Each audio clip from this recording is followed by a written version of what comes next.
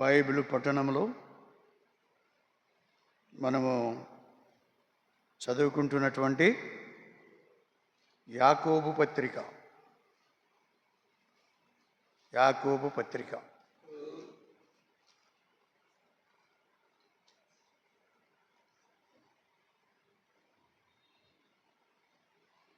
ప్రస్తుతం మనం చదువుకోవాల్సినటువంటిది 6, 7, 8 వచనాలు చదువుకుందాం. 1వ అధ్యాయము 6, 7, 8 వచనములు అందరం కలిసి చదువుకుందాం. యాకోబు పత్రిక 210వ పేజీ 210వ పేజీ తీయండి. యాకోబు పత్రిక 6, 7, 8 వచనాలు మనం అందరం కలిసి చదువుతాం. అయితే అతడు ఏమాత్రము సందేహింపక విశ్వాసముతో అడగవలెను.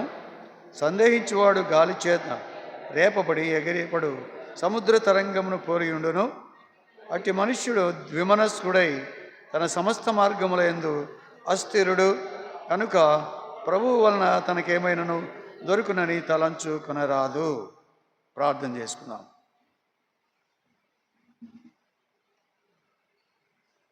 మైక్లో చదవండి, వాక్యాన్ని మైక్లో. సిస్టర్ మీరు ముందుకు వచ్చేయండి, ముందుకు రండి. వాక్యంలో చదువు. జీవము కలిగిన, ప్రేమ కలిగిన, కృప కలిగిన, నమ్మకమైన, స్వచ్ఛమైన దేవ, నీ పాదములకు స్తోత్రాలు. కృప కలిగిన నామలో ఇంతవరకు కనికరించి అయోగ్యులము, అపాత్రులము, ఎన్నికలేనటువంటి వారము సజీవుడైన మా ప్రభు మమ్మలను సజీవు లెక్కలో ఉంచి సజీవుడైన మా ప్రభువును శ్లాఘించి కొనియాడి కీర్తించి మయంపరచుకోవడానికి మాకు అనుగ్రహిస్తున్న కృపలన్నిటిని బట్టి వందనాలు చెల్లిస్తుంటున్నాం. వాక్యమై ఉన్నదేవా, వాక్యము ప్రభువా సమృద్ధిగా దయచేయు దేవా, వాక్యము ద్వారా మాట్లాడే దేవా, వాక్యము ద్వారా బ్రతికించే దేవా, వాక్యము ద్వారా భద్రపరిచేదేవా, వాక్యము ద్వారా స్వస్థపరిచేదేవా, నీకు వందనాలు చెల్లించుకుంటున్నాను. అట్టి మహోన్నతమైనటువంటి పరిశుద్ధ లేఖన భాగములను ప్రభా మేము ధ్యానించబోచుండగా ప్రభా మాకు తోడుగా ఉండండి. ప్రభా గూఢమైన, మర్మమైన, మరుగైన ప్రతి వాక్య లేఖన భాగము మా యొక్క హృదయములను తెప్పరిల్ల చేసేదిగా, మా బ్రతుకులకు ప్రభా మార్గము చూపించేదిగా ప్రభు ఉండడానికి కృప దయచేసి పెట్టమని కూడా ఈ సన్నిధిలో సాగిలపడుతుంటున్నాం. ప్రభా బలహీనుడైన నన్ను కూడా బలపరచి ప్రభా బలమైన, శక్తి కలిగిన, శక్తివంతమైన నీ వాక్య లేఖన భాగములను విడుదల చేయమని నీ సన్నిధిలో సాగిలపడుతూ మీరు మాట్లాడమని యేసయ్య శ్రేష్టమైన నామములో స్తుతించి ప్రార్థించి వేడుకుంటున్నాను పరమ తండ్రి, ఆమేన్.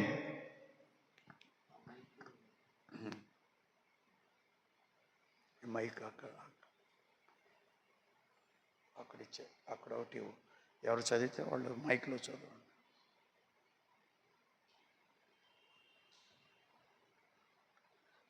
ఇక్కడ చూస్తే 6వ వచనంలో నుంచి అయితే అతడు ఏమాత్రమును సందేహింపక విశ్వాసంతో అడగవలెను. సందేహించువాడు గాలి చేత రేపబడి ఎగిరిపడు సముద్ర తరంగములను పోలియుండును. అట్టి మనుష్యుడు విమనస్కుడై తన సమస్త మార్గముల యందు అస్థిరుడు గనుక ప్రభువు వలన తనకేమైనను దొరుకునని తలంచుకొనరాదు. ఇక్కడ ఏమాత్రమును సందేహింపక విశ్వాసముతో అడగవలెను. ఏమాత్రమును సందేహింపక విశ్వాసముతో అడగాలి. అడిగినప్పుడు దేవుడు ధారాళముగా దయచేసేటువంటి వాడుగా ఉన్నాడు. అయితే విశ్వాసం ఉండాలి, సందేహము ఉండకూడదు. సందేహం అంటే ఏంటి అనేటువంటి దాన్ని నీవు ఈ దినాన్న కొన్ని మాటలు చూస్తాం. సందేహము. సందేహం అంటే అనుమానము. సందేహం అంటే ఏంటి? అనుమానము లేక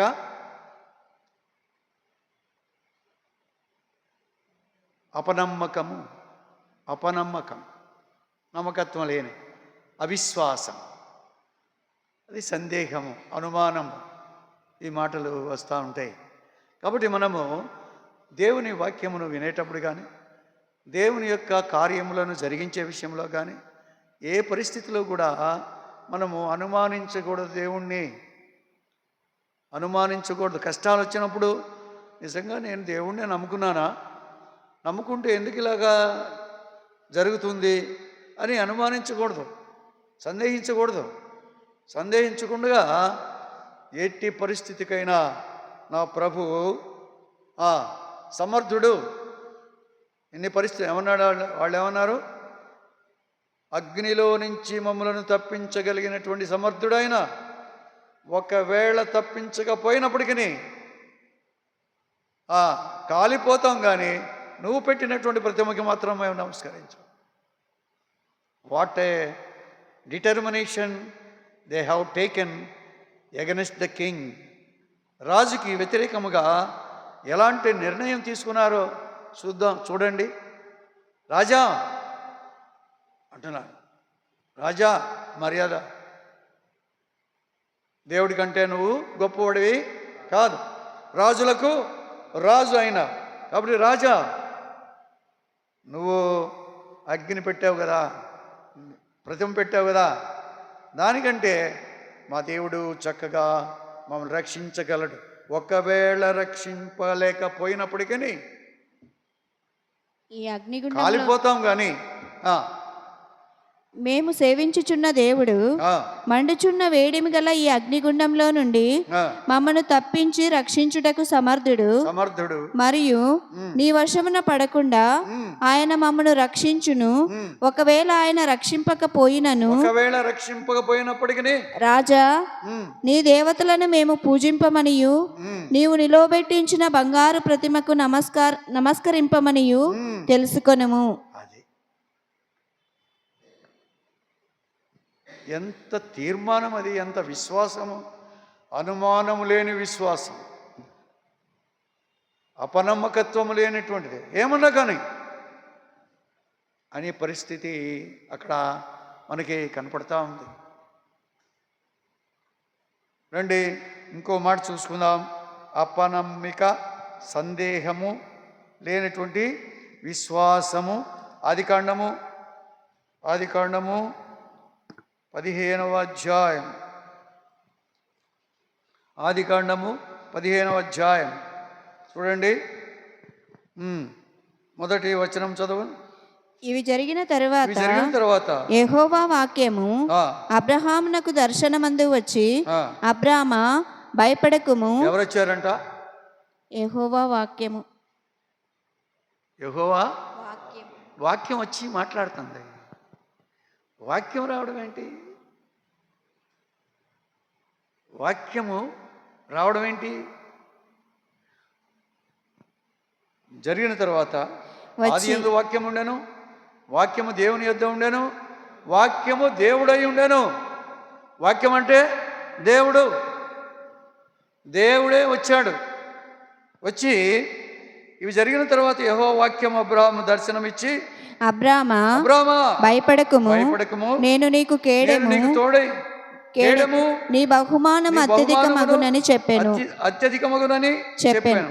అందుకు ప్రభు అయిన యెహోవా నాకేమి ఇచ్చిననేమి, నేను సంతానం లేనివాడనై పోవుచున్నానే. దమస్కు ఎలియాజరే నా ఇంటి ఆస్తికర్త యగును కదా. మరియు ప్రధాన దాసుడైనటువంటి దమస్కు ఎలియాజరు నా అంతటికి వారసుడవుతాడు కదా. నువ్వు ఏమిస్తే నాకేమి సంతానం లేకుండా చేశావు. భయపడకము అని అంటున్నాడు. ఏమిచ్చినా ఏమి, నా ఆస్తి అంతటికి ఎంత సంపాదించుకున్నా ఆ ఆస్తి అంతా తీసుకెళ్ళి నా దాసుడైన దమస్కు ఎలియాజర్కి ఇవ్వాల్సిందే కదా, సంతానం లేకుండా చేసావు కదా, ఇప్పుడు సంతానం ఎక్కడ కలుగుద్ది? ముసలోడిని అయిపోయాను, సంతానం నాకెక్కడ కలుగుద్ది? చేయాల్సినప్పుడు ఏం చేయలేకపోయావు, ఇప్పుడు వచ్చాం ఆశీర్వదించమంటున్నావు దేవా అని అడుగుతున్నాడు. 18వ అధ్యాయం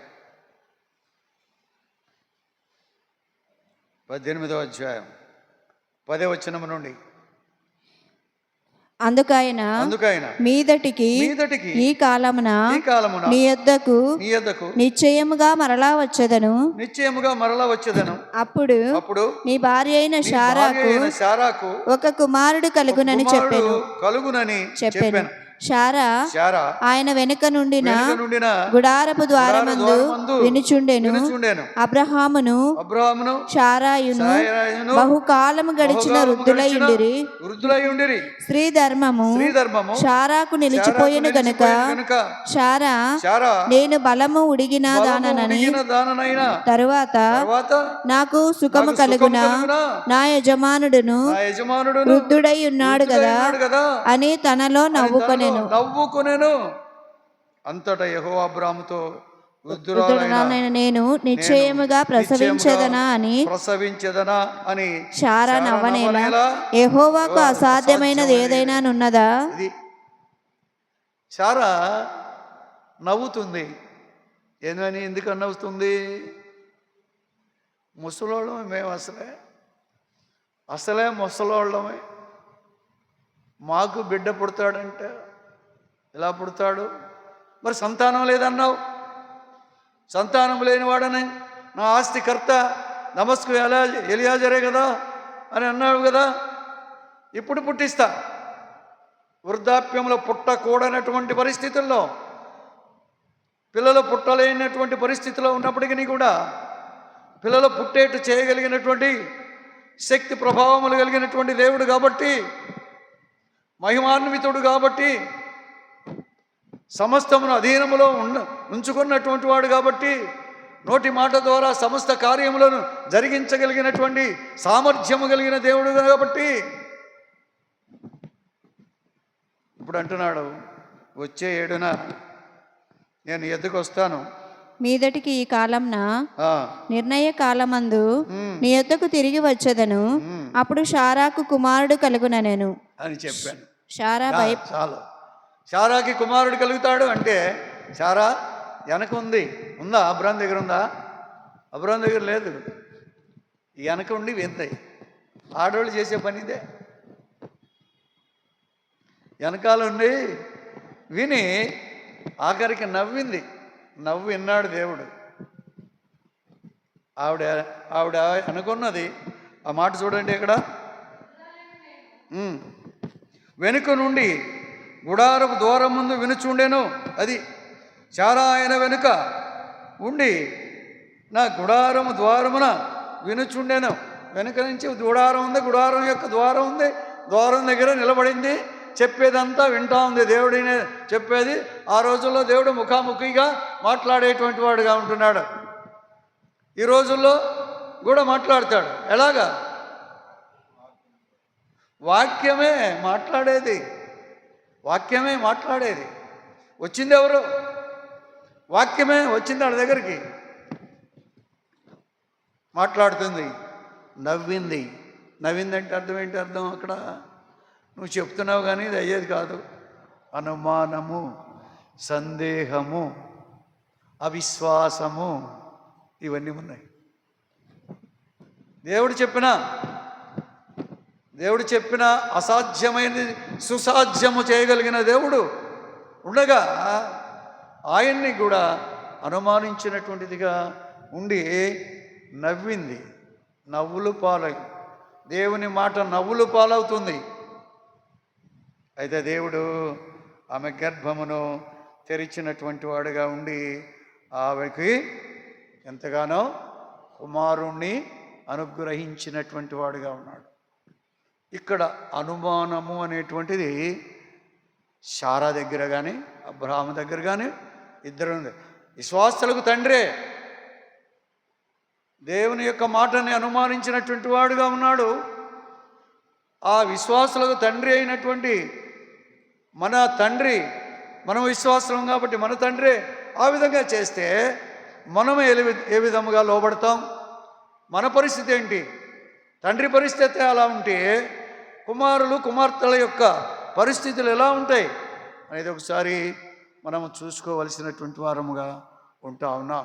సందేహము దేవుని మాటని, వాక్యమును, శక్తిని, ఆయన యొక్క ప్రభావాన్ని, అనేక మహత్కార్యములను సందేహించేటువంటి పరిస్థితిలో వాళ్ళు ఉన్నట్లుగా మనం చూస్తూ ఉంటున్నాం. చూడండి, అక్కడ చూస్తే గిద్యోను అని ఆయన సందేహించినటువంటి వాడిగా మనం చూస్తూ ఉంటాం. గిద్యోను తీయండి. గిద్యోను న్యాయాధిపతుల గ్రంథము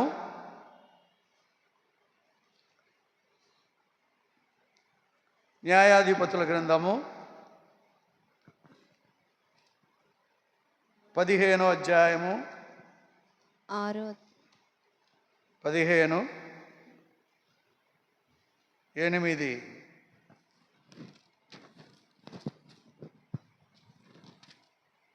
తొడలతో న్యాయాధిపతుల గ్రంథము 6వ అధ్యాయము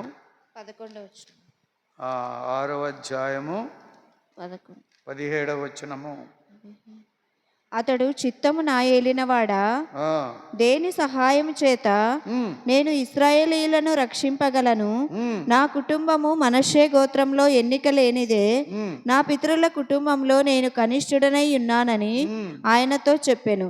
అందుకు యెహోవా, అయిననేమి, నేను నీకు తోడయ్యుందును గనక ఒకే మనిషిని హతం చేసినట్లు మిద్యానీయులను నీవు హతం చేయుదు అని సెలవిచ్చెను. అది మిద్యానీయులు ఇశ్రాయేలు మీదకి వస్తున్నారు. వస్తుంటే గిద్యోనుని సిద్ధపరుస్తున్నాడు దేవుడు. వాళ్ళు వస్తున్నారు అని చెప్పేసి దాక్కున్నాడు. ఎక్కడ దాక్కున్నాడు? గానుగ చాటున దాక్కున్నాడు. చూడండి 11. యెహోవా దూత వచ్చి అబీయెజ్రీయుడైన యోవాషునకు కలిగిన ఒఫ్రాలోని మస్తకి వృక్షము కింద కూర్చుండెను. యోవాషు కుమారుడైన గిద్యోను మిద్యానీయులకు మరుగైయుండునట్లు గానుగ చాటున గోధుమలను దుల్లగొట్టుచుండెను. అది మిద్యానీయులైన శత్రువులకి భయపడినటువంటి వాడై గానుగ చాటున దుళ్ళగొట్టుతున్నాడు, గోధుమలు దుళ్ళగొడుతున్నాడు, నూర్పిడి చేస్తున్నాడు. ఎక్కడి నుంచి? ఎవరికి భయపడి? శత్రువులకి భయపడి ఉన్నాడు. దేవుడు భయపడేవాడిని తీసుకొచ్చి ధైర్యాన్ని నింపాలని చూస్తున్నాడు. ఎవరైతే భయపడుతున్నాడో ఆ భయపడేటువంటి వాడికి ధైర్యము ఇవ్వాలని చూసి పిరికివాడై ఉన్నప్పుడు, పిరికితనముతో చాటుకెళ్ళి ఉన్నప్పుడు గానుగ చాటున దాక్కుని పని చేసుకుంటున్నటువంటి గిద్యోనుని, పిరికివాడిని ఏమని పిలుస్తున్నాడు? యెహోవా దూత అతనికి కనబడి పరాక్రమం గల బలాఢ్యుడా, యెహోవా నీకు తోడై. ఏమంటున్నాడు? పరాక్రమము గల బలాఢ్యుడా. నేను పిరికోండి, నేను దాక్కుంటే నన్ను ఏమంటున్నావు? బలాఢ్యుడా, పరాక్రమము గల బలాఢ్యుడా. పరాక్రమము కలిగిన గొల్యాతు, 6 అడుగుల జానుడు ఉన్నటువంటి గొల్యాతుని, సవాలు విసిరేటువంటి గొల్యాతుని, గర్వము కలిగినటువంటి గొల్యాతుని ఓడించడానికి ఎవరి తరము కాకపోతే బాలుడైనటువంటి దావీదును తీసుకుని వచ్చి, పరాక్రమము కలిగిన బలాఢ్యుడా. ఎవరు? దావీదు. ఎంత వయసు? చిన్న వయసు. ఏం పని? గొర్రెలు కాసుకునే పని. అలాంటి వాడికి పరాక్రమం ఎక్కడి నుంచి వచ్చింది? బలం ఎక్కడి నుంచి వచ్చింది? మహాబలం ఎక్కడి నుంచి? మహాబలశాలి దగ్గర నుంచి బలాన్ని పొందినటువంటి వాడుగా ఉన్నాడు. దేవుడు మహాబలశాలి.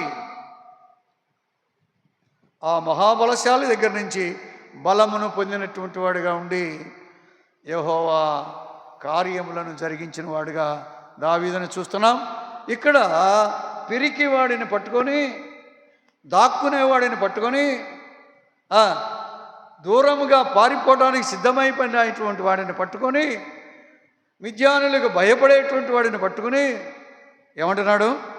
పరాక్రమము కలిగిన బలాఢ్యుడా, యెహోవా నీకు తోడై ఉన్నాడని అతనితో అనగా. The secret of the winning is the Lord God Almighty is along with us. మనతో కూడా శక్తి కలిగిన పరాక్రమము కలిగిన దేవుడు మనతో ఉంటున్నాడు కాబట్టి పరాక్రమం వస్తుంది. బలాఢ్యుడైన వాడు ఉన్నాడు కాబట్టి బలం వస్తుంది. ఇతను పిరికోడే, ఇతను మానవ మాత్రుడే. ఆయన గోత్రము కూడా మంచిది కాదు, ఆయన కుటుంబం కూడా మంచిది కాదు. నా వలన ఏంటి పని జరగడం అని ఆయన ఎంతగానో చెప్పేటువంటి వాడిగా ఉంటా ఉన్నాడు. చూడండి ఏమన్నాడు 15లో, అతడు 14.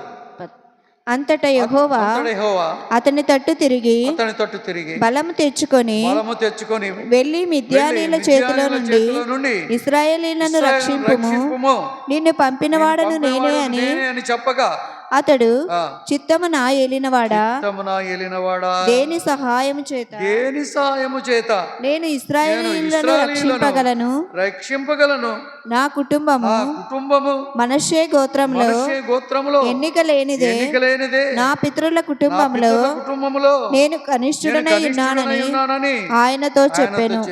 అతని యొక్క స్థితిని చక్కగా వివరించి చెప్పినటువంటి వాడు. నేను కనిష్ఠుణ్ణి, నా గోత్రం మంచిది కాదు. విద్యానులైనటువంటి బలశాలులతో యుద్ధము చేయడం నా వల్ల తేలని పని. నా పితరుల కుటుంబంలో కనిష్ఠుణ్ణి, నేను ఆఖరి వాడిని. అంటే దేవుడు ఏమంటున్నాడంటే, అందుకు యెహోవా అయిననేమి నేను నీకు తోడయిందును గనుక ఒకే మనిషిని హతం చేసినట్లు మిద్యానీయులను నీవు హతం చేయదు అని సెలవిచ్చెను. ఒక్క మనిషిని చంపినట్లుగా సైన్యం మొత్తాన్ని చంపేస్తారు. ఒక్క మనిషిని చంపినట్టుగా, ఒక మనిషిని చంపడం తేలిక, సైన్యం మొత్తం కూడా ఒక్కడిని చంపినట్టు చంపేస్తావు పో అన్నాడు.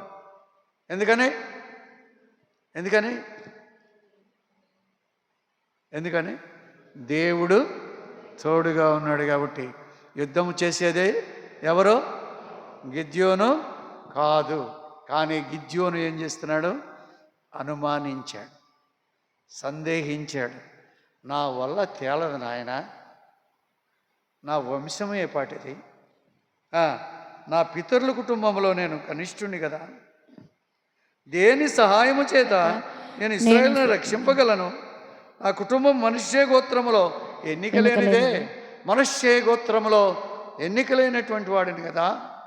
నా కుటుంబం ఏపాటిది, నేనే పాటి వాడను, నేను వారితో దేని సహాయం చేత అంటే ఆఖరికి దేవుడు ఏం చేశాడు? ఇదంతా చెప్పాలంటే చాలాసేపు పడుతుంది కాబట్టి ఆఖరికి దేవుడు ఏం చేశాడంటే ఒక కుండ తీసుకొని, ప్రతి ఒక్కరూ ఒక కుండ తీసుకొని కుండలో దీపము పెట్టి, ఆ కుండలో ఏం చేయాలా? దీపము పెట్టాలి. దీపము పెట్టి దివిటీ పెట్టి వారి మీదకి వెళ్ళండి. వాళ్ళ దగ్గరికి వెళ్ళినప్పుడు కుండ పగిలిపోవాలి, దీపం వెలిగింపబడాలి అని చెప్పాడు. ఆ మాట చూద్దాం. 16 చదువు, 7:16. ఆ 300 మందిని 3 గుంపులుగా చేసి బూరను వట్టి కుండను ఆ కుండలలో దివిటీలను ప్రతివాని చేతికిచ్చి వారితో ఇట్లా నేను నన్ను చూచి నేను చేయునట్లు చేయుడి. నన్ను చూచి నేను ఎలా చేస్తానో మీరు అలా చేయండి అన్నాడు. ఆఖరికి గతికే వాళ్ళని 300 మందిని సెలెక్ట్ చేసుకున్నాడు. 300 మందిని సెలెక్ట్ చేసుకున్నాడు. 10,000 మంది వచ్చారు. 10,000 మందిలో 300 మందిని సెలెక్ట్ చేసుకున్నాడు. ఎలా సెలెక్ట్ చేశాడు? 5, 7, 5. అతడు నీళ్ళ యొద్దకు ఆ జనమును దిగజేసినప్పుడు యెహోవా కుక్క గతుకున్నట్లు తన నాలుకతో నీళ్లను గతికిన ప్రతి వానిని త్రాగుటకు మోకాళ్ళుని కృంగిన ప్రతి వానిని వేరు వేరుగా ఉంచుమని గిద్యోనుతో సెలవిచ్చెను. చేతితో నోటికి అందించుకొని గతికిన వారి లెక్క 300 మంది. మిగిలిన జనులందరూ నీళ్లు త్రాగుటకు మోకాళ్ళుని కృంగిరి. అప్పుడు యెహోవా గతికిన 300 మనుషుల ద్వారా మిమ్మును రక్షించెదను. ఎంతమంది తీసుకున్నాడు? 10,000 మంది వచ్చారు. 10,000 మంది కంటే ఎక్కువ వచ్చారు. 22,000 మంది దాకా వచ్చారు. వస్తే ఆఖరికి అంతమంది అక్కర్లేదు. యుద్ధానికి పోయేటప్పుడు ఎక్కువ మంది వస్తే బాగుండు అనిపిస్తుంది. యుద్ధానికి పోట్లాటకి వెళ్ళేటప్పుడు, యుద్ధానికి కానీ పోట్లాటకి కానీ తగులాటలకి వెళ్ళేటప్పుడు ఎక్కువ మందితో వెళ్తే మంచిది. అయితే దేవుడు అన్నాడు, 2 విషయాలు పెట్టాడు అక్కడ. ఆ కుక్క గతికినట్లుగా గతికిన నీళ్లను గతికిన వాడిని, త్రాగినటువంటి మోకరించి తాగిన వాళ్ళని సపరేట్ చేసి 300 మందిని తీసుకొచ్చాలి. 300 మందిని కూడా 3 గుంపులు చేయమన్నారు. 300 మందిని 3 గుంపులు చేసి వాళ్ళ 3 రకాలుగా పంపించి వాళ్ళ చేతులకి ఇవ్వాల్సిందేంటి? కుండలు. కుండ ఏం చూపిస్తుంది? కుండ లోపలేముంది? దీపం ఉంది. కుండ ఏమి చూపిస్తుంది? నిన్ను నన్ను చూపిస్తుంది. దీపం ఏమి చూపిస్తుంది? దేవుణ్ణి, నేను లోకమునకు వెలుగై ఉన్నాను అంటున్నాడు దేవుడు. కాబట్టి కుండ మనిషిని చూపిస్తూ ఉంది, లేకపోతే గిద్యోన్ని చూపిస్తూ ఉంది. లోపల ఉన్నటువంటి దీపము దేవుని దైవత్వాన్ని చూపిస్తూ ఉంది. ఇప్పుడు పగిలిపోవాల్సి, యుద్ధం చేయాలంటే మనిషి కాదు, మనిషి పగిలిపోవాలి, మానవుడు పగిలిపోవాలి, మానవుడు విరిగిపోవాలి, మానవత్వం ముక్క చెక్కలైపోవాలి, ఒక్కలై చెక్కలైపోవాలి మానవత్వం. మరి ఏం కావాలి? దీపం కావాలి, వెలుగు కావాలి. ఆ వెలుగు తొరిలో వాళ్ళు చంపబడతారు అని కుండలను పగలగొట్టు, నేను ఏమి చేస్తానో మీరు అది చేయండి అని చెప్పాడంతే. నేనేమి చెప్తానో నువ్వు అది చెయ్యాలి అని చెప్పాడు దేవుడు. దేవుడు ఏం చెప్పాడు? నేనేమి చెప్తానో నువ్వు అది చెయ్యాలి అని గిద్యోనుకి చెప్తే, గిద్యోను అన్నాడు, నేనేమి చేస్తానో మీరు కూడా అది చేయాలి అన్నాడు. గిద్యోను దేవుని మాట వింటున్నాడు. గిద్యోను మాట 300 మంది వింటున్నారు. అలాగా ఆ సైన్యాన్ని జయించినటువంటి వారుగా ఉన్నారు. అయితే ఇక్కడ ఇంత విజయాన్ని పొందినప్పటికీ కూడా మొట్టమొదటిగా గిద్యోన్ని వంచడానికి, పనికి పూనుకునేటట్లుగా చేయడానికి అనుమానించినటువంటి గిద్యోన్ని, సందేహించినటువంటి గిద్యోన్ని, నేను కనిష్ఠుణ్ణి, నా వల్ల కాదు అని చెప్పినటువంటి గిద్యోన్ని, నా గోత్రము ఏ పాటిది, నా కుటుంబము ఏ పాటిది అని చెప్పినటువంటి గిద్యోనుని బలపరచగలిగినటువంటి దేవుడు, విజయాన్ని తీసుకురాగలిగినటువంటి దేవుడిగా అక్కడ కనపడుతున్నాడు. అక్కడ అనుమానించాడు. నా వల్ల కాదు, నేను చేయలేను, నా వల్ల కాదు అని చెప్పినటువంటి వాడిగా మనం అక్కడ చూస్తూ ఉన్నాం. కాబట్టి సందేహింపక, విశ్వాసములో వీగిపోకుండగా, అవిశ్వాసి కాకుండగా, స్థిరమైన పునాది మీద కట్టబడేటువంటి వారముగా, చంచలత్వము లేకుండగా, అనుమానము లేకుండగా, సందేహము పడకుండగా మనము దేవుని కార్యములలో ముందుకి కొనసాగవలసిన వారంగా ఉంటున్నాం. మత్తయి సువార్త తీయండి. మత్తయి సువార్త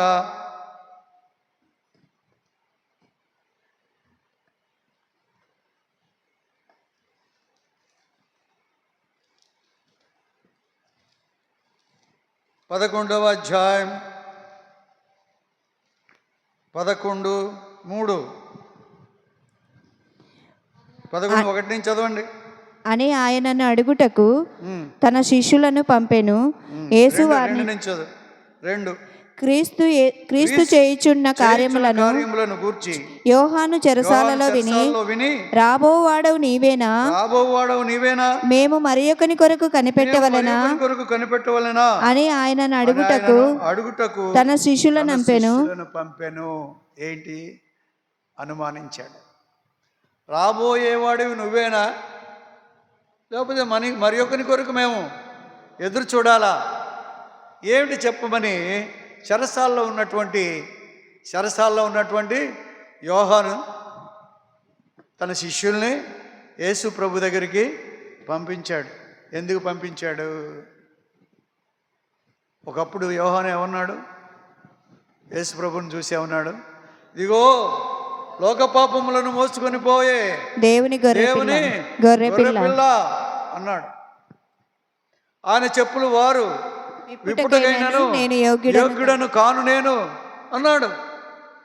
ఇంత విశ్వాసంతో, ఇంత నమ్మకంతో ఉన్నటువంటి వాడు, ఈయన నా ప్రియకుమారుడు, ఈయన యందు నేను ఆనందించుచున్నానని పరలోకము నుండి ఒక స్వరము వచ్చుట, ఆ పావురము వలె పరిశుద్ధాత్మ దిగుట చూశాడు. ఎప్పుడు? ప్రభువుకి బాప్తిస్మం ఇచ్చేటప్పుడు. ప్రభువుని అనుమానించాల్సిన అవసరం లేదు. ఎందుకు అనుమానించాడు చెప్పండి?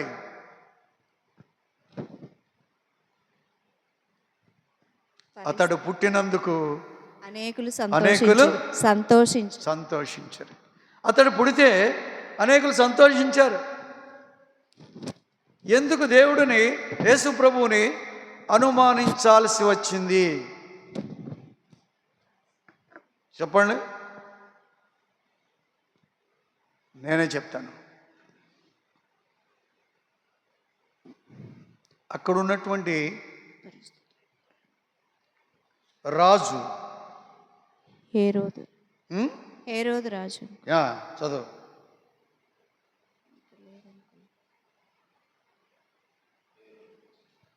చదువు. నేను భూమి మీదికి అది కాదండి,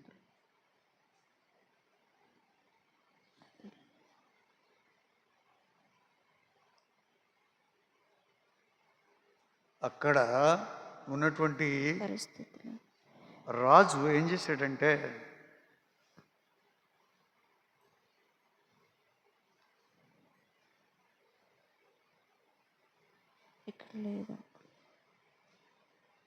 ఖండించాడు. ఒక ఆవిడ్ని ఉంచుకున్నాడు. ఏం చేశాడు? ఇది తప్పు అని చెప్పి ఖండించాడు.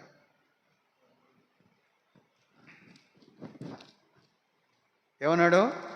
ఇది తప్పు అని ఖండించాడు. ఖండించినందుకు ఆవిడ పగబట్టింది. ఎవరి మీద? యోహాను మీద పగబట్టింది. ఎలాగైనా చంపించాలి అని కూర్చుని ఆ యొక్క రాజాస్థానంలో డ్యాన్స్ వేయడానికి తన కుమార్తెను పంపించింది. రాజాస్థానంలో డ్యాన్స్ వేసినప్పుడు రాజుగారు కనుక నీకేం కావాలో కోరుకో అంటే, నేను తర్వాత చెప్తానని చెప్పు అని చెప్పి కుమార్తెను పంపించింది. కుమార్తెను పంపించిన తర్వాత డ్యాన్స్ చేసింది. రాజు మెచ్చుకున్నాడు. సగం రాజ్యం కావాలన్నా నీకు ఇస్తా. రాజులు అలా ఉండేవాళ్ళు. అప్పుడు నీకు సగం రాజ్యం కావాలన్నా ఇస్తా, నీకేం కావాలో కోరుకోంటే తర్వాత చెప్తాను, అప్పుడు ఇద్దరు కొనలే అని చెప్పింది. తర్వాత చెప్పి వాళ్ళమ్మ కూతురు ఏకమై రాజు దగ్గరికి వెళ్ళి తర్వాత అయ్యా మాకు కావాల్సింది ఏంటంటే యోహాను తల ఒక ప్లేట్లో పెట్టి మాకు ఇస్తే చాలు. యోహాను తల మాకు ఒక ప్లేట్లో పెట్టి ఇస్తే సరిపోతుంది అని చెప్పాడు. అప్పుడు ఏం తప్పు చేశాడు యోహాను? తప్పుని ఖండించాడు. రాజా, నువ్వు చేసేది తప్పని. ఆవిడ మనసులో పెట్టుకొని ఈ విధమైన కోరిక కుమార్తె చేత కోరించింది. అప్పుడు రాజు మాట తప్పడానికి వీలు లేక ఇష్టమున్నా లేకపోయినా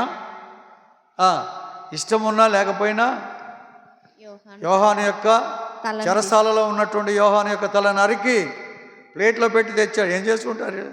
వండుకు తింటారా? తలకాయ ఏం చేసుకుంటారు? నరికి తీసుకో. కక్ష సాధింపు. ఇప్పుడు నరకక ముందు యోహాను ఏం చేస్తున్నాడంటే, ఆ విధముగా జరిగిద్దని తెలిసినాడో ఏమైందో తెలియదు, కానీ అసలు ఈయన ఇంత కష్టం వచ్చినప్పుడు కూడా చెరసాలలో ఎందుకు పడాలి? నన్ను దేవునికి బాప్తీసం ఇచ్చాను కదా, నా ప్రభువుకి బాప్తీసం ఇచ్చినటువంటి నేను, ఆఫ్టర్ ఆల్ రాజు చెప్తే ఆయన దగ్గరికి వచ్చి మాట్లాడి నన్ను విడిపించాలి కదా. నన్ను విడిపించలేదు. నేను చెరసాల్లో ఉంటాం ఏంటి? ఆయనకి నేను బాప్తీసం ఇవ్వటం ఏంటి? యేసు ప్రభుకే బాప్తీసం ఇచ్చినటువంటి నేను ఏం తప్పు చేశాను? తప్పు చేస్తుంటే వద్దన్నాను, అంతే కదా నేను చేసే నేరం. మరి ఇలాంటప్పుడు నన్ను విడిపించాలా దేవుడు, యేసు ప్రభువు? మరి ఎందుకు విడిపించలేకపోయాడు? అనుమానము, సందేహం. అర్థమవుతుందా చెప్పింది? అనుమానించి అంటున్నాడు. ఇక్కడ ఏమంటున్నాడు?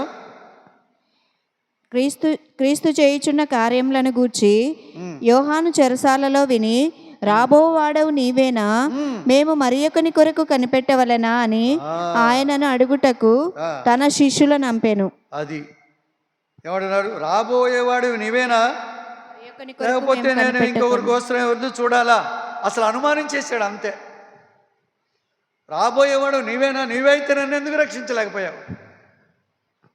అనుమానించాడు, సందేహించాడు, అవిశ్వాసం చూపించాడు, తొట్టుపడినటువంటి వాడిగా ఉన్నాడు, దేవుని అనుమానించినటువంటి వాడిగా ఉన్నాడు. కాబట్టి యోహానంతటి వాడు యేసు ప్రభుని కూడా అనుమానించినటువంటి వాడిగా ఉన్నాడు. ఎందుకు? కష్టము వచ్చినప్పుడు ఆయనతో నేను బాగున్నాను కదా. మనం కూడా అనుకుంటాం, నేను బైబిల్ స్టడీకి వెళ్తాను, ప్రార్థనా కూడికి వెళ్తాను, స్త్రీల కూడికి వెళ్తాను, ఉపవాస కూడికి వెళ్తాను, ఆదివారం పరిచర్యకి వెళ్తాను, దేవుని ఇంటిలో అనేకమైన పనులు చేస్తూ ఉంటాను, దేవుని విడిచిపెట్టలేదు ఎప్పుడు, ఇంటి దగ్గర ప్రార్థన చేసుకుంటూ ఉంటాను, కుటుంబ ప్రార్థన చేస్తున్నాను, వ్యక్తిగత ప్రార్థన చేస్తున్నాను, సంఘ ప్రార్థనలో పోతున్నాను, అన్నీ చేస్తున్నాను కదా. ఇంత కష్టం ఎందుకు వచ్చింది నాకు అని అనుమానం వచ్చేటువంటి పరిస్థితి కూడా ఉంది. ఎందుకు రావాలి ఈ పరిస్థితి నాకు అని అనుమానించే పరిస్థితి కూడా మనకి కూడా ఉంది. ఆ యోహానికే ఉందని మనం అనుకోక్కర్లేదు. మన సంగతి ఏంటి? నీ సంగతి, నా సంగతి ఏంటి? ఎక్కడైనా అనుమానించేటువంటి, సందేహించేటువంటి పరిస్థితి ఎక్కడైనా దాపురించిందా అని ఒకసారి మనం స్వ విమర్శ చేసుకోవాలి. మనల్ని మనమే విమర్శించుకోవాలి, పరిశీలించుకోవాలి. ఎప్పుడైనా దేవుని యొక్క మాటని, దేవునిని, ఆయన చేసిన కార్యములను, ఆయన మాటలను సందేహించానా? ఎప్పుడు సందేహించకూడదు. ప్రభువు గొప్పవాడు, విశ్వాసము కలిగినటువంటి వారుగా. అక్కడ ఏమంటున్నాడు? యాకోబులో ఏమంటున్నాడు? సందేహింపక విశ్వాసముతో అడగవలెను. ఏమాత్రమును సందేహింపక, ఏమంటున్నాడు? ఏమాత్రమును సందేహింపక విశ్వాసముతో అడగవలెను. విశ్వాసం ఎప్పుడైతే తగ్గిద్దో, ఎప్పుడైతే విశ్వాసం తగ్గి అవిశ్వాసం వస్తుందో, అల్ప విశ్వాసం వస్తుందో, సందేహము వస్తుంది, అనుమానము వస్తుంది. దేవుణ్ణి అనుమానించడం, దేవుణ్ణే అనుమానించడం. మానవుల్ని అనుమానించడం వేరు. మానవులను అనుమానించవచ్చు. మానవుడు అనుమానింపదగిన వాడే, అనుమానించదగినటువంటి వాడే మానవుడు. కానీ దేవుడు అలాంటి వాడు కాదు. కాబట్టి ఆయన మనం ఎప్పుడు కూడా అనుమానించకూడదు. యోహానుకు రండి. యోహాను పత్రిక 11:39. యేసు రాయి తీసివేయుడని చెప్పగా చనిపోయిన వాని సహోదరి అయిన మార్త, ప్రభువా అతడు చనిపోయి ఆమె ఏడ్చుటయు ఆమెతో 32 అంతట మరియా యేసు ఉన్న చోటికి వచ్చి ఆయనను చూచి ఆయన పాదముల మీద పడి ప్రభువా నీవిక్కడ ఉండిన ఎడల నా సహోదరుడు చావకుండునెను. అది మార్త, మరియా, లాజరు ఏమైపోయాడు? చనిపోయాడు. లాజరుకి బాగోలేదు అని చెప్పేసి 3 రోజుల క్రితమే యేసుప్రభుకి కబురు పోయింది. కబురు వెళ్ళినా కూడా ఆయన రాలేదు. ఒక గొప్ప కార్యం చేయడానికి ఇష్టపడ్డాడు ఆయన, రాలేదు. అప్పుడు రాకపోయే వరకల్లా బాధ కలిగింది మార్తకి బాధ కలిగింది. మరి అంటుంది, ప్రభా నా సహోదరుడు నువ్వు ఇక్కడ ఉంటే చచ్చిపోయి ఉండడం, అంత శక్తి కలిగిన వాడేవు నువ్వు. మరి చదవమాట. ఆమె ఏడ్చుటయు ఆమెతో కూడా వచ్చిన యూదులు ఏడ్చుటయు యేసు చూచి కలవరపడి ఆత్మలో మూలుగుచు అతన్ని ఎక్కడ నుంచుతిరని అడుగగా వారు ప్రభువా 32లో చివర ప్రభువా నీవు ఇక్కడ ఉండిన ఎడల నా సహోదరుడు చావకుండునెను. అది ఇంపార్టెంట్. అక్కడ నువ్వు ఇక్కడ ఉన్నట్లయితే నా సహోదరుడు చచ్చిపోడు. ఎంత నమ్మకం, ఎంత విశ్వాసం, సందేహం ఏం లేదు. నువ్వు ఇక్కడ ఉంటే నా సహోదరుడు చచ్చిపోడు. తర్వాత ఆమె ఏడ్చుటయు ఆమెతో కూడా వచ్చిన యూదులు ఏడ్చుటయు యేసు చూచి కలవరపడి ఆత్మలో మూలుగుచు అతన్ని ఎక్కడ నుంచితిరని అడుగగా వారు ప్రభువా వచ్చి చూడుమని ఆయనతో చెప్పిరి. యేసు కన్నీళ్లు విడిచెను. ఎందుకంటే ఎక్కువగా ప్రేమించాడు ఆ కుటుంబాన్ని. యేసు ప్రభువు ఎక్కువగా అక్కడ మానవత్వం కనపడుతుంది. యేసు ప్రభు మానవత్వం కలిగిన వాడుగా జీవించాడు. దైవ అంశ సంభూతుడుగా నిలిచాడు. దైవత్వము ఉంది ఆయనలో, మానవత్వము కూడా ఉంది. పాపము చేయకుండా జీవించడం కలిగినటువంటి దైవత్వం ఉంది. రోగులను స్వస్థపరచగలిగినటువంటి, దయ్యములను వెళ్ళగొట్టగలిగినటువంటి, కుష్ఠరోగులను సహితము బాగు చేయగలిగినటువంటి దైవత్వం ఉన్నది. మానవత్వం కూడా ఉంది. ఏడుస్తున్నాడు. ఆకలి అవుతుంది ఆయనకి, మంచినీళ్ళు అవుతున్నాయి ఆయనకి. దేవుడికి ఆకలి అవ్వదు, మంచినీళ్ళు అవ్వవు. అయితే ఈయనకి దైవత్వము ఉంది, మానవత్వము ఉంది. నరుడుగాను దేవుడుగాను లోకంలో జీవించినటువంటి వాడుగా ఉన్నాడు ఆయన. అందుకని ఏమంటుంది? కన్నీళ్లు విడిచెను. కాబట్టి యూదులు అతని ఎలాగూ ప్రేమించనో చూడని యూదులు అనుకున్నారు. చూడండి, యేసు ప్రభువే ఏడుతున్నాడు.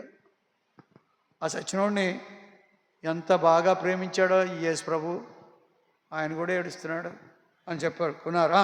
వారిలో కొందరు ఆ గ్రుడ్డివాని కన్నులు తెరిచిన ఈయన ఇతనిని చావకుండా చేయలేడా అని చెప్పిరి. వాళ్ళలోనే అన్నారు, ఆ గుడ్డోళ్ళు కన్నులు బాగా తెరిచాడు కదా, ఈయన చావకుండా చేయలేడా? చేస్తాడు. ఎవరికి నమ్మకం?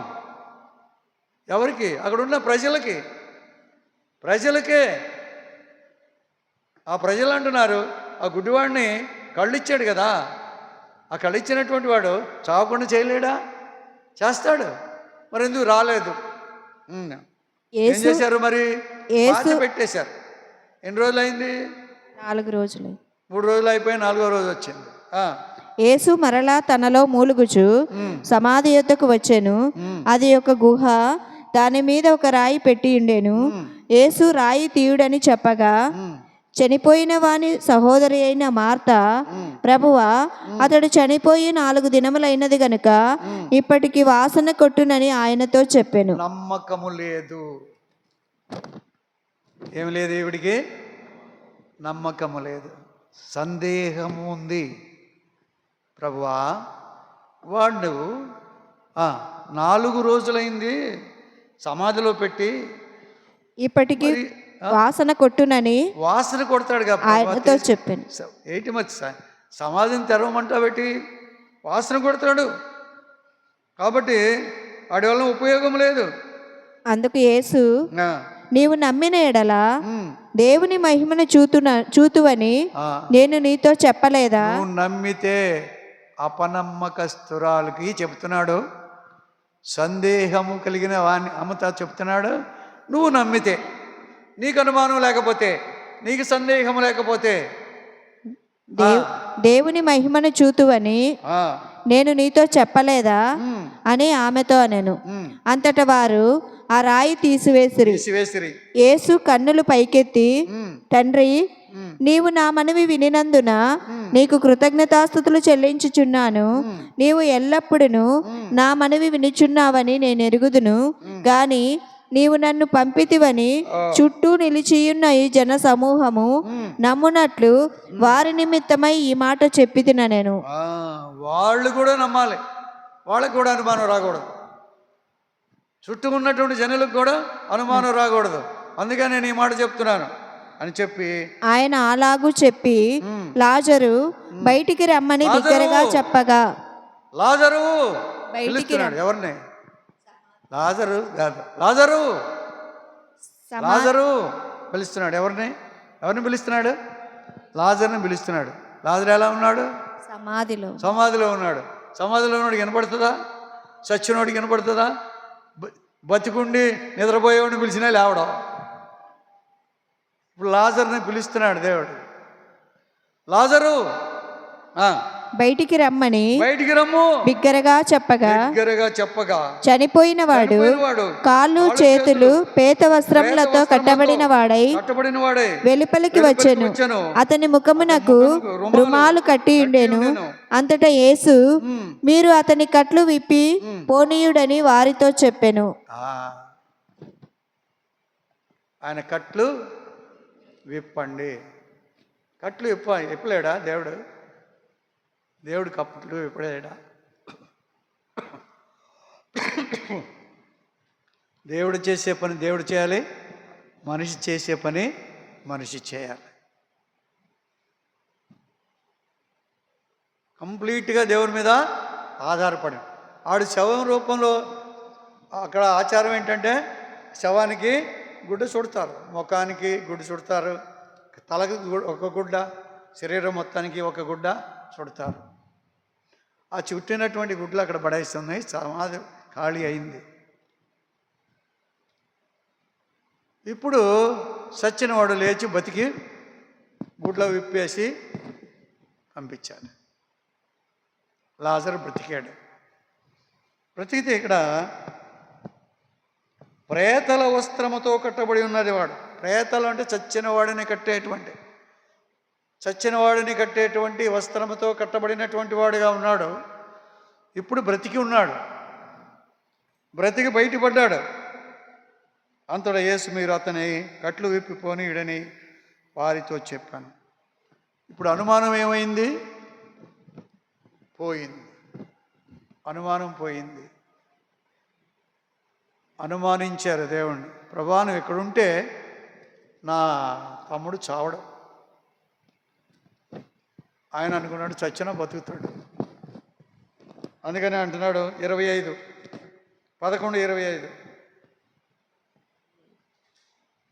అందుకు యేసు, పునరుత్థానమును జీవమును నేనే, నా యందు విశ్వాసముంచువాడు చనిపోయినను బ్రతుకును, బ్రతికి నా యందు విశ్వాసముంచు ప్రతివాడును ఎన్నటికీ చనిపోడు. పునరుత్థానమును జీవమును నేనే, నా యందు విశ్వాసముంచువాడు చనిపోయినను బ్రతుకును, బ్రతికి విశ్వాసం ఉంచువాడు చనిపోడు. కాబట్టి అంతా నాలోనే ఉంది అని చెప్పినటువంటి వాడుగా మనం అక్కడగా చూస్తూ ఉన్నాం. సందేహము అనేటువంటిది, సందేహించకుండా ఉండడం అనేటువంటిది దేవుని యొక్క చిత్తం. రండి ఇంకో మాట చూసుకుందాం. యోహాను సువార్త 20:25. గనుక తక్కిన శిష్యులు మేము ప్రభువును చూచితిమని అతనితో చెప్పగా, అతడు, నేను ఆయన చేతులలో మేకుల గుర్తును చూచి నా వ్రేలు ఆ మేకుల గుర్తులో పెట్టి నా చెయ్యి ఆయన ప్రక్కలో ఉంచితేనే గాని నమ్మనని వారితో చెప్పెను. ఎవరైనా? తోమా. ఎవరు? తోమా. రావాలి వెంటనే. తోమా అనే శిష్యుడు, ఆ శిష్యుడు ఎక్కడికి వచ్చాడు? యేసు చనిపోయిన చోటు ఇండియాకి వచ్చాడు. ఆయనే సువార్త తీసుకొచ్చాను. యేసు ప్రభు సువార్తను తీసుకొచ్చింది ఆయనే. ఎందుకంటే మనకి అనుమానం ఎక్కువని, అనుమానం పోగొట్టి తీసుకొచ్చాడు. తీసుకొచ్చినప్పుడు ఎక్కడికి వచ్చాడు? కేరళ ప్రాంతానికి వచ్చాడు. మద్రాసు కేరళ ప్రాంతానికి వచ్చాడు. ఓడ మీద వచ్చాడు. అప్పుడు బస్సులు ఇవన్నీ విమానాలు లేవు. ఓడ మీద సముద్రయానం చేసి వచ్చాడు అక్కడికి వస్తున్నప్పుడు కేరళలో బ్రాహ్మిన్స్ ఎక్కువ ఉంటారు. వాళ్ళు ఏం చేశారంటే సూర్య నమస్కారం చేస్తున్నారు.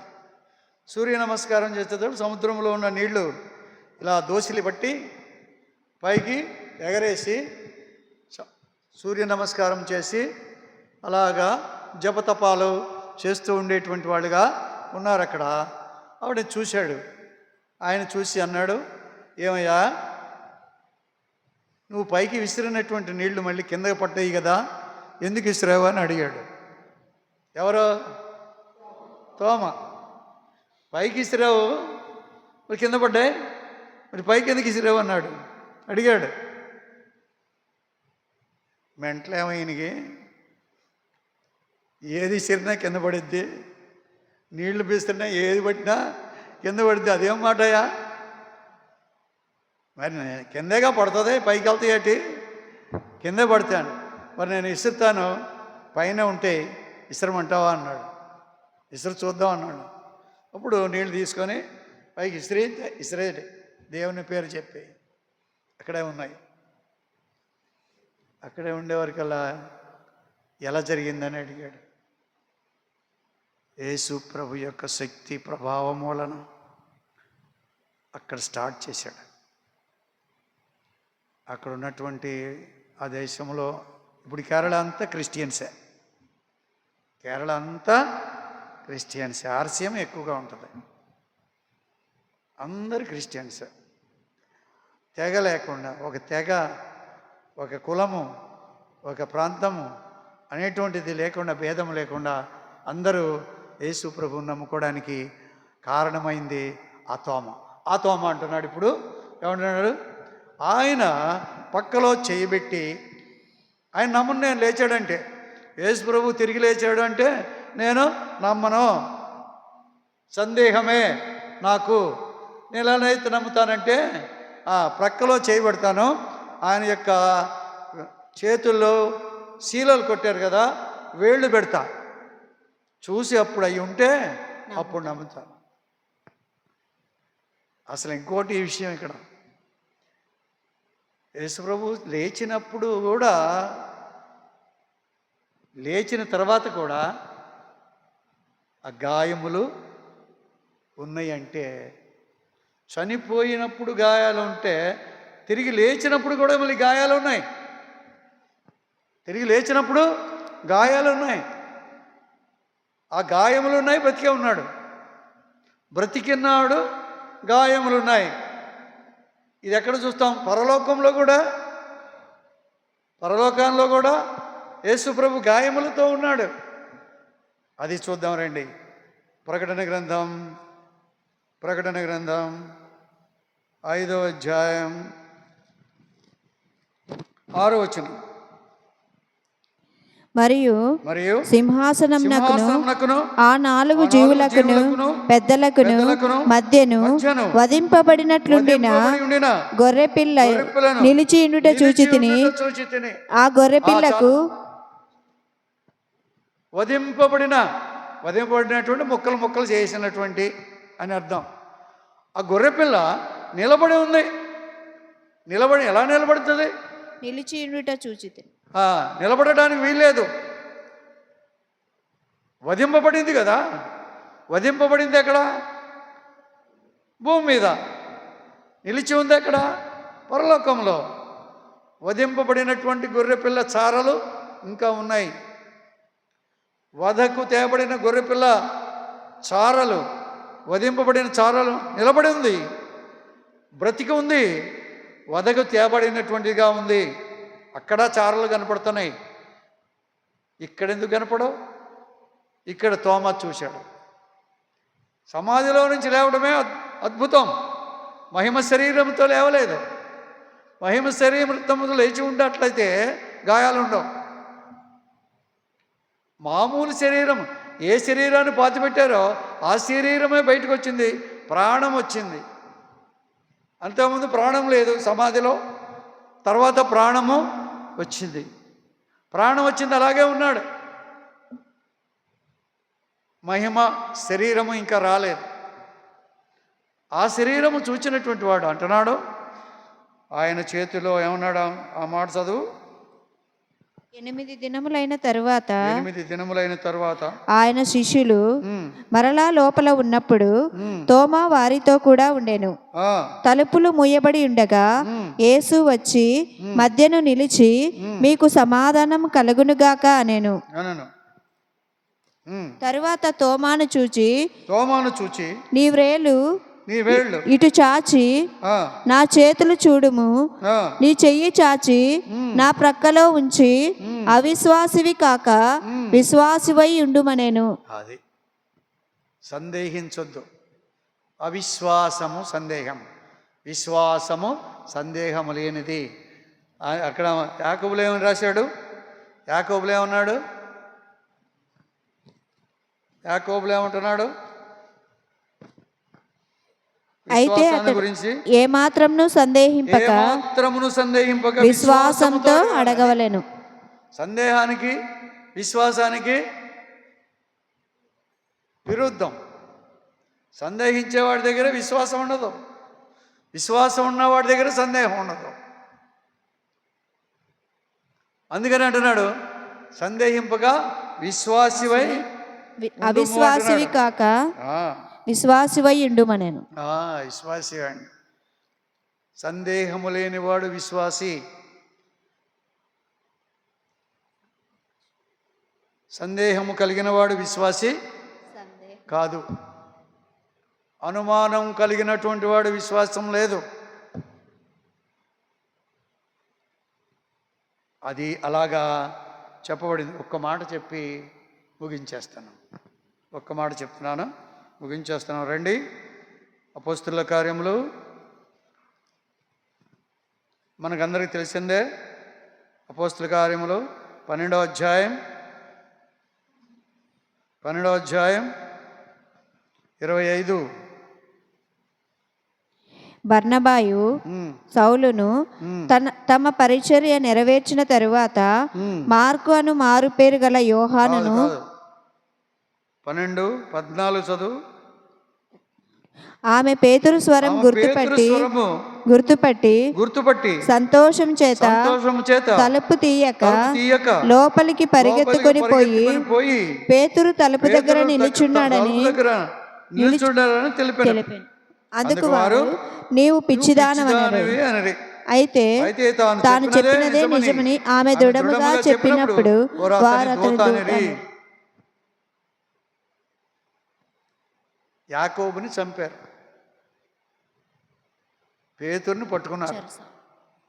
పేతుర్ని పట్టుకుని రేపు చంపుతాం అనుకున్నారేమో, జైల్లో పెట్టారు.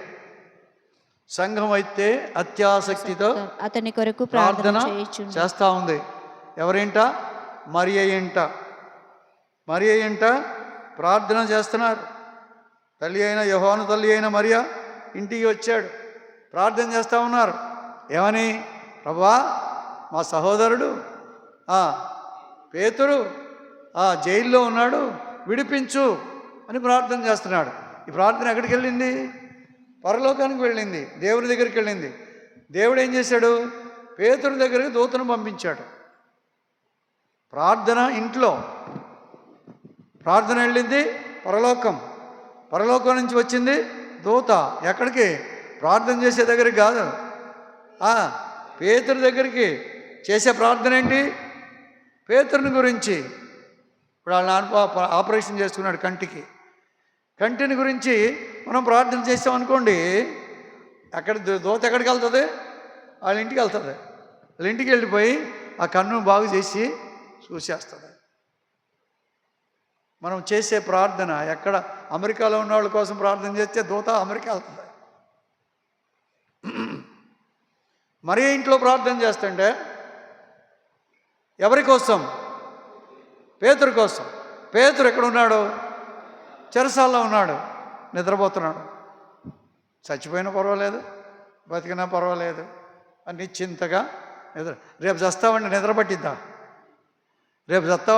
పట్టిద్దా? నీకు నాకు? అమ్మో, అన్నీ చక్కబెట్టుకుంటాం. ఆ మాట ఎవరితో అన్నారు ఆ మాట? హిజ్కియాతో అన్నాడు. హిజ్కియా, నువ్వు మరణం అవుతున్నావు, బతకవు, నీళ్ళు చక్కబెట్టుకో. అలా చక్కబెట్టుకునేవాళ్ళం మనం. అయితే ఇక్కడ ఏమో జరుగుతుంది? నిశ్చింతగా నిద్రపోతున్నాడు. దేవదూత వచ్చింది. అక్కడ కాపలా వాళ్ళు చాలామంది ఉన్నారు, పోలీసులు. వాళ్ళందరికీ తెలియకుండానే బయటికి తీసుకొచ్చింది. కళ అనుకుంటున్నాడు, నిద్రపోయేవాడు కదా, కళ అనుకుంటున్నాడు.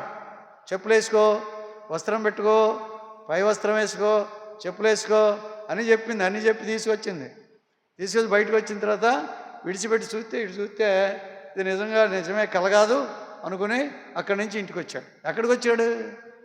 ఎక్కడ ప్రార్థన చేస్తున్నాడో అక్కడికి వచ్చాడు. తలుపు తట్టితే ఆ పిల్లకి తెలుసు. ఇప్పుడు అఖిలా బ్రదర్ ఉన్నారనుకో, ఆయన స్వరం చిన్నపిల్లలకు తెలుస్తుంది, నా స్వరం కూడా చిన్నపిల్లలకి తెలుస్తుంది. ప్రార్థనలో చిన్నపిల్లలు ఉన్నారు. రాత్రి ప్రార్థన చేసేటప్పుడు చిన్నపిల్లలు కూడా ఉన్నారు. ఆ పిల్ల వచ్చింది, తలుపు తడుతుంటే వచ్చి దగ్గరికి వచ్చింది. తలుపు తీయండి అన్నాడు పేతురు. పేతురు వచ్చాడు అంటుంది. ఓసి పిచ్చిదాని, పేతురు రావటం ఏంటో, జైల్లో ఉన్నాడు. ఏం ప్రార్థన చేస్తున్నారు వీళ్ళు? పేతురు రావాలని ప్రార్థన చేస్తున్నారు. పేతురు వచ్చాడంటే నమ్మట్లా. సందేహము, అనుమానము. పేతురు వచ్చాడని చెప్పినా కూడా నమ్మట్లేదు. పిల్లకి ఉన్న నమ్మకం ప్రార్థన చేసేవాళ్ళకి లేదు. అలాగా నమ్మకము లేకుండా సందేహముతో ఉండే పరిస్థితులు మనవి. అలా ఉండకుండా ప్రతి పరిస్థితిలో దేవుడి మీద పరిపూర్ణమైనటువంటి సంపూర్ణమైనటువంటి విశ్వాసము, నమ్మిక ఉంచి మనం ముందుకి, మన జీవితంలో ముందుకి వెళ్ళవలసినటువంటి వారంగా ఉంటుంది. ఎక్కడ అనుమానము లేకుండా, సందేహము లేకుండా దేవుని మీద నమ్మకం ఉంచి, విశ్వాసం ఉంచి, బలపరచబడి దేవుని మహిమపరచడానికి మనం ఎంతగానో ముందుకి వెళ్ళవలసినటువంటి వారముగా ఉంటున్నాం. కాబట్టి ఆ విధముగా దేవుడు మన సందేహం లేకుండా జీవించడానికి దేవుడు అన్ని విధాల మనకి తోడై ఉన్నట్లుగా ఆయన్నే వేడుకుందాం, ప్రార్థన చేసుకుందాం.